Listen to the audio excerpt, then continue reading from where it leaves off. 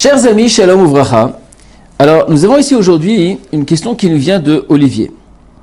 Ma femme est désordonnée. Alors, bonjour Rav. J'ai écouté plusieurs cours concernant l'Aïmouna et que tous les détails de notre vie sont des épreuves d'Hachem. Je me considère une personne bien ordonnée qui déteste voir la maison en désordre. Ma femme, par contre, est le contraire. Elle n'a pas cette habitude ou réflexe que j'ai de ramasser ou de mettre des vaisselles utilisées dans le lave-vaisselle, de laisser mon linge traîner, etc., etc. Depuis le début du mariage, je travaille sur moi-même pour rester calme, lui parler gentiment, de mettre les choses en place, mais le changement est très minime. J'ai l'impression d'être la femme de ménage à la maison et ça me dérange. Est-ce une preuve d'Hachem que ma femme soit des fois paresseuse? Dois-je accepter à continuer à lui faire de la morale, c'est-à-dire s'il te plaît ramasse, s'il te plaît accroche tes habits, s'il te plaît ne laisse pas traîner ton linge, etc.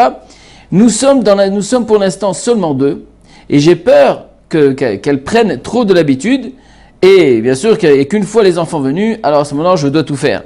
S'il vous plaît, donnez-moi des conseils pour savoir comment agir et comment raisonner. Alors écoute. Tout d'abord, c'est clair que Baruch Hashem, on peut, vous savez, dans toutes les épreuves de la vie, dans toutes les circonstances, on peut dire que tout vient d'Akadosh Baruch Hu. C'est bien sûr que c'est de dire que tout vient d'Hachem.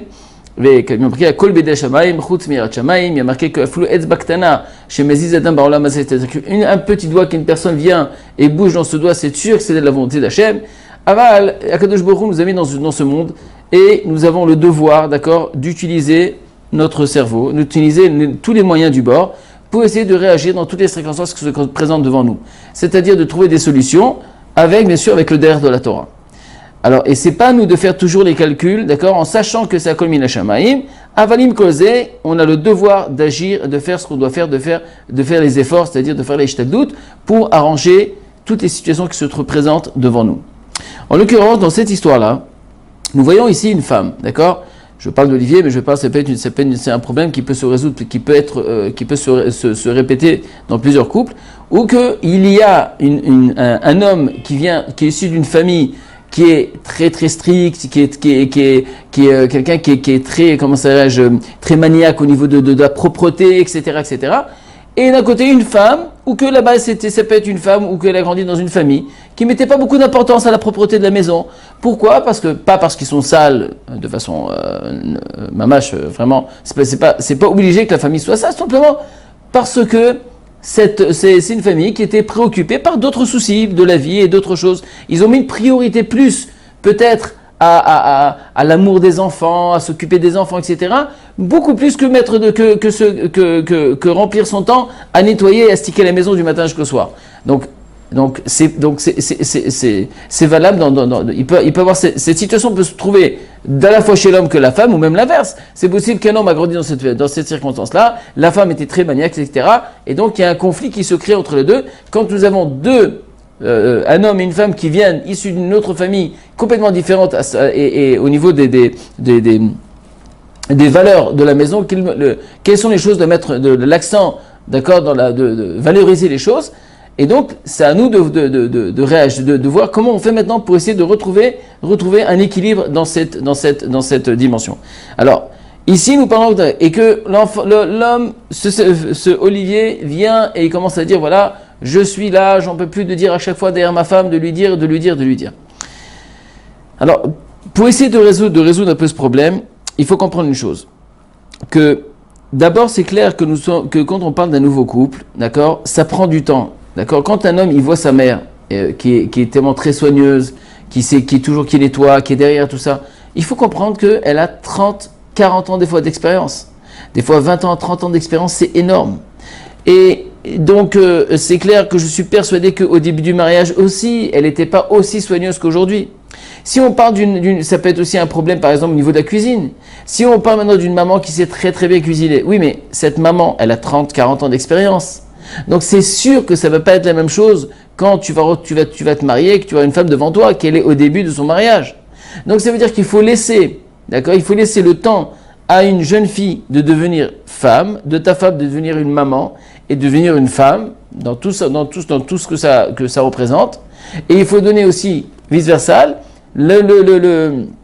c'est-à-dire lui donner le mérite à cet homme, à ce jeune homme, de devenir un homme et un papa pour ses enfants. Et ça prend du temps, et ça s'apprend. Maintenant, quand je veux dire devenir, c'est lui laisser de la place. C'est-à-dire donner la possibilité de lui-même de devenir une femme. Mais si maintenant un homme vient, et tous les 2 minutes, il vient, ah, il faut faire ça, ah, il faut faire ci, ah, ramasse ça, ah, ramasse ceci, j'en peux plus, qu'est-ce que c'est que ça, le manger, il n'est pas bon, toujours des plaintes, ça veut dire que tu ne laisses même pas la personne à respirer, rien du tout. Impossible qu'elle change. C'est un chemin qui n'a aucune issue. C'est-à-dire que même pendant des années, le type, il peut exiger, crier, rien à faire. De dire ce que tu veux, ce que tu attendais, il n'y a pas de problème. De dire, j'aimerais énormément que la maison soit propre. Quand j'arrive, je rentre à la maison, j'aime les maisons propres. J'aime que ce soit propre. C'est tout, ça s'arrête là. Maintenant, comment on va faire pour lui donner, pour l'aider à devenir une femme? Ce n'est uniquement avec des marques d'attention et d'encouragement. Ça veut dire que si une femme maintenant, même si elle a fait une petite omelette, elle ne sait pas cuisiner, elle a fait qu'une omelette. Oh là là, qu'est-ce que c'est que cette omelette magnifique? Quelles sont les épices que tu as mis, etc. C'est de voir les petites choses qu'elle fait. Même si elle a décidé, elle a fait un effort et elle a arrangé un petit peu, même dans son niveau à elle a arrangé un petit peu à la maison. Oh là là, mais je vois, mais bon, Rachem, mais comment tu as eu le temps d'arranger cette maison? Comment tu as eu le temps de faire ceci, de faire cela? Il n'y a rien de spécial. D'accord? C'est pas encore ce que toi tu attends, mais c'est le seul moyen pour faire évoluer ta femme. Et ça, c'est valable peut-être partout, même d'un côté, chez l'homme et la femme, ou la femme de l'homme, et même dans l'éducation des enfants. C'est exactement le même derrière. Aujourd'hui, il n'y a pas d'autre solution. Ça veut dire que la Torah nous apprend qu'on a besoin, si on veut, il n'y a que uniquement Tipa minaor doche arbe minachocher. Un peu de lumière va enlever justement toute cette obscurité. Ça veut dire que pour faire avancer la personne, il faut donner des encouragements. Et donc, dans ce cas-là, ça c'est un point qui est très important. Maintenant, il est certain que si maintenant une femme est vraiment dépassée par les situations, il y en a qui sont un peu désordonnés, qui n'arrivent pas ils n'ont pas été éduqués de cette façon-là, etc. Eh bien, c'est pas grave. Alors, ou soit tu l'aides un petit peu, et si maintenant on ne dit pas, Chaz et Shalom, de prendre sa place, et de devenir toi la femme de maison, c'est pas de ça qu'on demande.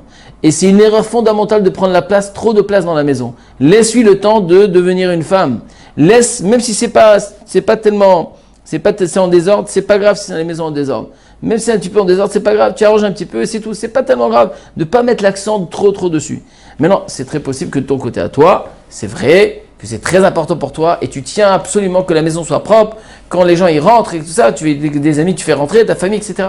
Eh ben, on fait un petit effort. Si toi tu n'es pas capable, tu n'as pas trop le temps, de faire venir 1 ou 2 fois par semaine une femme de ménage qui aide à la maison. Vous êtes que 2, il n'y a pas d'enfants, donc combien de désordre il peut y avoir? En général, c'est les enfants qui font le balagan. Donc, il n'y a pas vraiment un grand désordre. Donc, c'est pour même 2 heures par semaine ou 4 heures par semaine, 2 heures d'affilée, d'accord, 2 fois par semaine, de faire entrer une femme de ménage qui aide ta femme pour essayer de l'aider à arranger l'histoire.